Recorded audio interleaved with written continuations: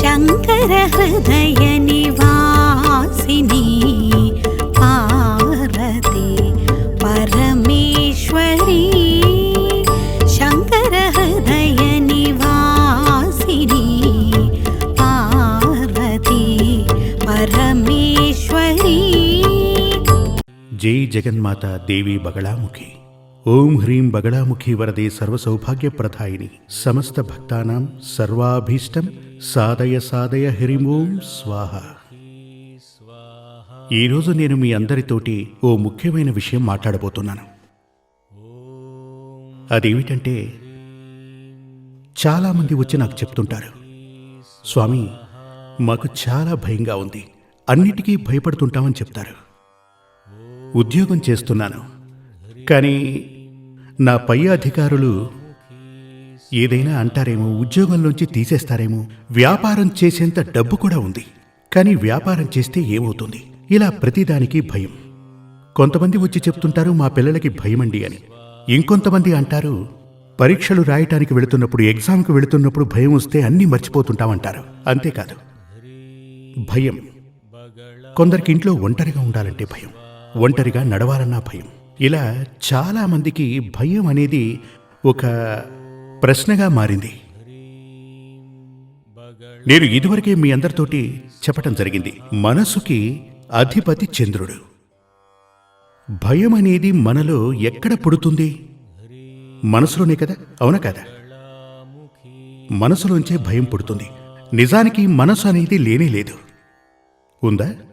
ఒక నిర్జీవ శరీరాన్ని పోస్టుమార్టం చేసి అవయవాలు బయటికి తీసినప్పుడు అందరికీ పిలిచి చెప్పగలమా ఇది నా మనసు?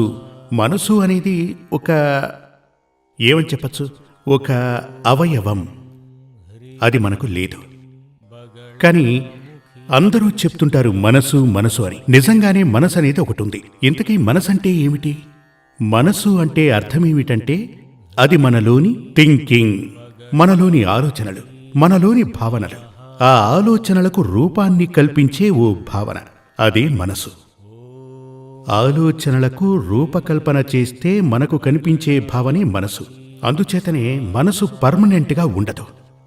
ఇప్పుడు కొంతకాలం ఓ ఇద్దరు బాగా కలిసి ఉంటారు, ఆ తర్వాత బద్ధశత్రువులుగా మారిపోతారు.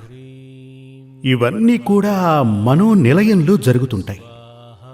ఈ మనోనిలయం మనలో భయాన్ని సృష్టిస్తుంది. ఒక వ్యక్తి జాతకంలో మనసుకి అధిపతి చంద్రుడే, మనోకారకుడు చంద్రుడు అంటూ ఉంటారు. ఆ చంద్రుడు జాతకం ప్రకారం బలహీనంగా ఉంటే, అదేవిధంగా రెండవ స్థానం, లగ్నం, ఈ మూడు ఎప్పుడు కూడా జ్యోతిష్య శాస్త్ర ప్రకారం ఒక గ్రహాన్ని చూసి జాతక ఫలం చెప్పడం మూఢత్వం, అవునా కదా? ఇప్పుడు రాశిలో 3 గ్రహాల యొక్క ప్రభావం, ఈ మూడింటిని సరిగ్గా పరిశీలించినప్పుడు చెప్పబడేదే నిజమైనటువంటి ఫలం. అంటే లగ్నాధిపతి, రెండవ స్థానంలో చంద్రుడు. ఈ మూడింటిని జత కలిపి చూస్తే అతని యొక్క మనోబలమేంటో తెలుస్తుంది. ముఖ్యంగా చంద్రుడు, మనసుకి అధిపతి అయినటువంటి చంద్రుడు నీచ స్థితిలో ఉంటే, బలహీనపడి గనక ఉంటే, మీ జాతకంలో చంద్రుడు బలహీనపడి ఉంటే, ఒకటి మనోవ్యాధి ఉంటుంది. ఈ భయమని చెప్పబడేది కూడా ఓ విధమైన మనోవ్యాధే. కొందరు తమ నీడను చూసే భయపడతారు. ఇంట్లో ఎవరో ఉన్నారనుకుని, ఎవరు ఉండరు, తనే ఉంటాడు, కానీ ఎవరో ఉన్నారు స్వామి. ఇలాంటి వారిని చాలా త్వరగా ఈ మంత్రతంత్రాలు చేసేవారు మోసం చేస్తారు. నీకు చేతబడి చేశారు అంటారు. ఇప్పుడు చేతబడి లేదు అని నేను చెప్పట్లేదు, కానీ 99% భయం అనేది మనిషిలోని మూఢనమ్మకమే. ఊరికే ఒక వ్యక్తి ఇంట్లో ఒక కుంకుమ పూసిన నిమ్మకాయని కట్ చేసి, దానికి పసుపు కుంకుమ అద్ది 2 పూలతో తన ఇంటి ముందు పడేయండి, మరుసటి రోజే మంత్రగాడి దగ్గరికి వెళ్ళి ఎవరో నాకు చేతబడి చేశారు అంటాడు. మనోబలం ఉన్నవాడు వాటిని తీసి పడేసి తన పని మీద తను వెళ్ళిపోతాడు. అదేవిధంగా చాలామంది, కొందరు మనకు బాగా కావలసిన వాళ్ళు ఉంటారు. ఒక డెడ్ బాడీ పక్క రూంలో పడి ఉంటుంది, ఇతను ఆ రూమ్ వైపే వెళ్ళాడు. అయ్యో నేను వెళ్ళను, నాకు భయం, అలా అని చెప్తుంటారు. మరణించినటువంటి ఆ దేహం మనల్ని ఏమీ చేయదుగా, ఓ పాషాణం లాంటిది. పాషాణం అంటే తెలుసుగా, ఒక బండరాయి. అది అసలు మనల్ని ఏమీ చెయ్యదు. ఆత్మ అనేది ఒకటి ఉంది, కానీ అది మనల్ని స్పృశించలేదు. ఆత్మ అని చెప్పబడేది ఎలాంటిది అంటే పొగలాంటిది. ఇప్పుడు మీరు చూసుంటారు, ఊటీ, కొడైకెనాల్ లాంటి ప్రదేశాలలో అక్కడ పొగమంచు ఉంటుంది. అది మన కంటికి కనబడుతుంది, కానీ చేత్తో పట్టుకోగలమా? అలాంటిదే ఈ ఆత్మ యొక్క స్వరూపం. అందుచేతనే ఆత్మని అరూపి అంటూ ఉంటారు. అరూపి అంటే ఎటువంటి రూపం లేనిది అని అర్థం. ఆత్మలు అరూపాలు, ఎటువంటి రూపం లేనటువంటివి అలా అని చెప్తా. అంటే ఈ ఆత్మలు మనల్ని అంటే పొగమంచులా మారి ఒక్కోసారి మనకు అవి కనిపించే ప్రయత్నం చేస్తాయి. వాటిని చూసినప్పుడు మనోబలం లేనటువంటి వ్యక్తులు భయపడుతుంటారు. కొంతమంది మీరు చూసుంటారు, ఇప్పుడు దయ్యం పట్టి ఆడుతుంటారు కదా, ఒంటికి దయ్యం పట్టింది, పిశాచి పట్టింది. నిజానికి అలాంటివేవీ లేవు. బాగా అర్థం చేసుకోండి. ఇది కేవలం ఓ భావన. వాళ్ళు అనుకుంటూ ఉంటారు, నా శరీరానికి ఏదో పట్టింది అని. ఇప్పుడు ఓ గ్లాసులో పూర్తిగా నీళ్లున్నాయనుకోండి. ఆ గ్లాసులో నిండుగా నీళ్లున్నప్పుడు మరో గ్లాసు నుంచి నీళ్లు తీసుకుని పోయగలమా? లేదుగా. ఒక బాటిల్, అందులో ఫుల్లుగా రంగు నీళ్లు పోసుంచాం. మరో బాటిల్లో మరో కలర్, ఇందులో రెడ్ ఉంది, ఇందులో గ్రీన్ ఉంది. ఇందులో గ్రీన్ నింపగలమా? లేదు. ఎందుకని? ఇది ఫిల్ అయి ఉంది, ఫుల్గా ఉంది. అదేవిధంగా ఒక శరీరంలో ఓ ఆత్మ ఉన్నప్పుడు ఆ ఆత్మ ఆ శరీరాన్ని వదిలి బయటకు వెళ్లకుండా, విడిచిపెట్టి వెళ్లకుండా మరో ఆత్మ అందులోనికి ప్రవేశించలేదు. అంటే నాకు దయ్యం పట్టింది, అలాగే పిశాచి పట్టింది, దేవుడు ఒంటి మీదకు రావటం కూడా అబద్ధమే. అలాంటివేం జరగవు. నేను చెప్తున్నాను, మీరు వినండి. మీరు చాలా ప్రదేశాలకు వెళ్ళుంటారు. కొంతమంది చెప్తారు, భగవంతుడు పూనాడు, అమ్మవారు పూనింది అని. ఏమండి, చదువుకున్న వారి ఒంటి మీదకు ఏదైనా ఇలా ఆవహించడం జరిగిందా? ఆలోచించి చూడండి. ఇప్పుడు ఒక ఐఏఎస్, ఒక ఐపీఎస్, ఒక డాక్టరు, ఒక ఇంజనీరు, ఇలా ఎవరి ఒంటి మీదకైనా ఆత్మలు ఆవహించడం మీరు చూశారా? ఇవి 10 లోపు చదివిన వాళ్ళనే ఆవహిస్తూ ఉంటాయి. ఆలోచించి చూడండి. ఇదంతా కూడా ఓ మనోవ్యాధి. కొందరికి దైవం పూనింది అనే భావన ఉంటుంది, మరికొందరికి దయ్యం పట్టుకుంది అన్న భావన ఉంటుంది. ఇవి రెండూ ఒకే చట్టంలో ఉన్నవి. మనోబలం లేని వారికే ఇలాంటి భావనలు ఉంటాయి. ఇప్పుడు మనోబలం మనకు జాతక ప్రకారం లేదు అంటే, ఒకటి, అది భయంగా పరిణమిస్తుంది.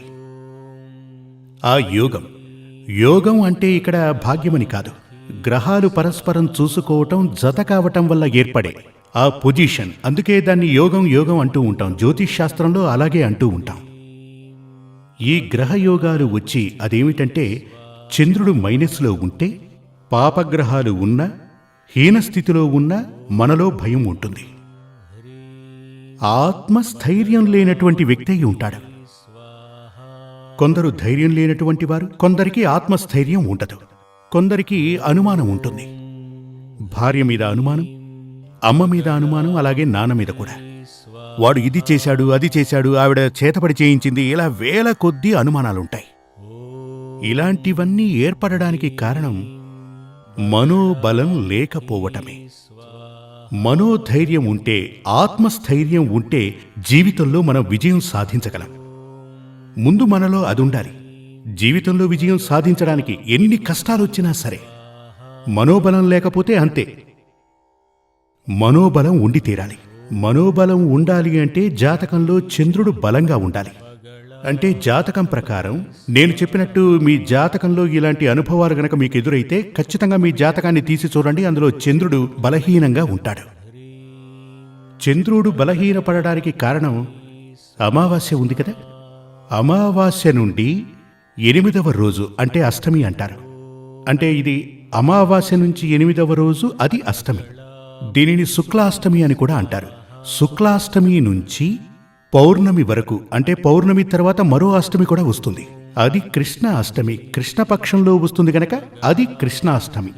అంటే మీ జాతకంలో ఆ చంద్రుడు శుక్లాష్టమికి కృష్ణాష్టమికి మధ్యలో ఉన్నవాడైతే ఆ చంద్రుడికి బలముందని అర్థం. లేదు అంటే బలం లేనటువంటి చంద్రుడు. మీకవన్నీ అక్కర్లేదు. మీకలాంటి భావనలు కలిగినా, మనసులో మనోవ్యాధి ఉందని తలచినా మీకు చంద్రుడు నీచ స్థితిలో ఉన్నట్టే. దీనికి మానసమిత్రవటకం అనే ఔషధమే ఉంది. అదేవిధంగా మానసమిత్ర హోమం అనేది కూడా ఉంది. మానసమిత్ర వటకంలో వాడేటువంటి ఔషధాలతో హోమం చేయటం ద్వారానే దీనిని మందులా వాడతాం, దీనిని మంత్రంగా వాడతాం. రెండిటినీ వాడచ్చు. ఇదివరకటి రోజులో మందు మంత్రం అని చెప్పేవాళ్ళు కదా. కొన్ని పద్ధతుల్లో మంత్రం ఒకేలా ఉంటుంది, కానీ మంత్రాల పద్ధతి మారితే బలం కూడా మారుతుంది. మనం పురాణాల్లో చూసి ఉంటాం కదా, రాముడు విల్లు సంధిస్తాడు. ఒక మంత్రాన్ని జపించి విల్లుని సంధించినప్పుడు అక్కడ భయంకరంగా నిప్పు కురుస్తుంది. ఇదే ఆగ్నేయాస్త్రం. మళ్ళీ మరో బాణాన్ని తీసుకొని ఓ మంత్రాన్ని జపించి సంధిస్తే అక్కడ జలం వస్తుంది. ఇదే వరుణాస్త్రం. అంటే అస్త్రం ఒకటే, మంత్రం మారినప్పుడు ఫలం కూడా మారుతుంది. అదే విధంగా పద్ధతులు మారినప్పుడు మంత్రం ఒక్కటే అయినా ఫలితాలు మారుతాయి.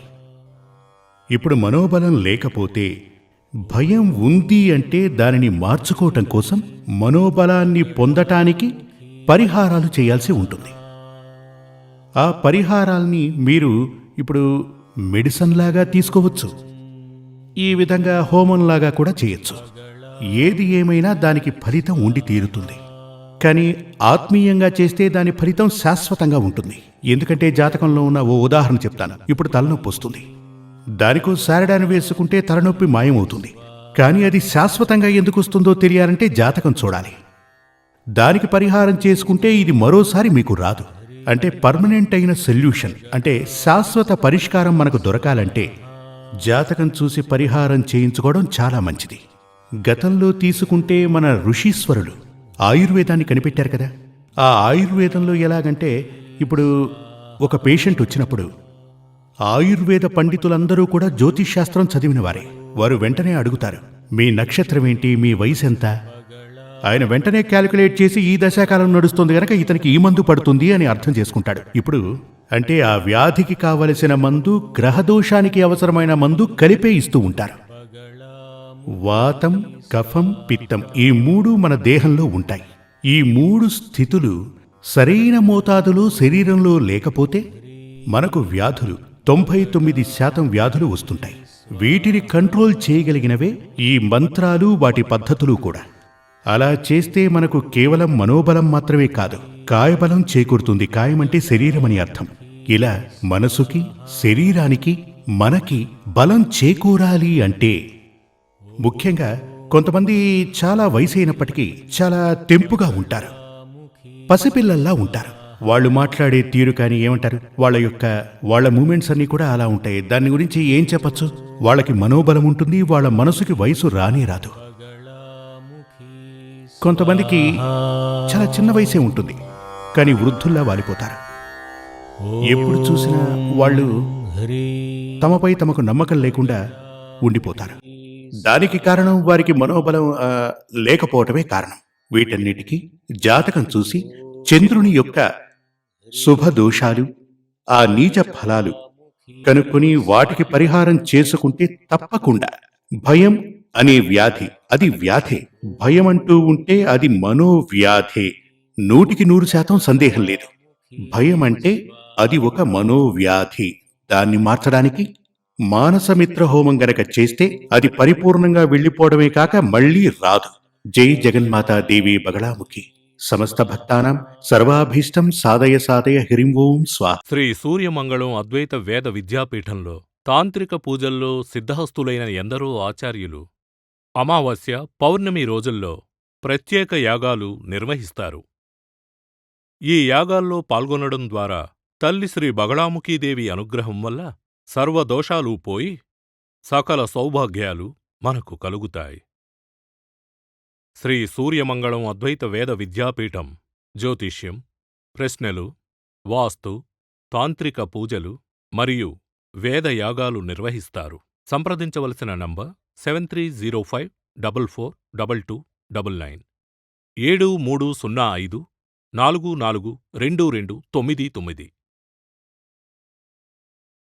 చెన్నై, కోయంబత్తూర్, బెంగళూరు, హైదరాబాద్, విజయవాడ, ఢిల్లీ, ముంబై, తిరునల్వేలి, టెక్సాస్.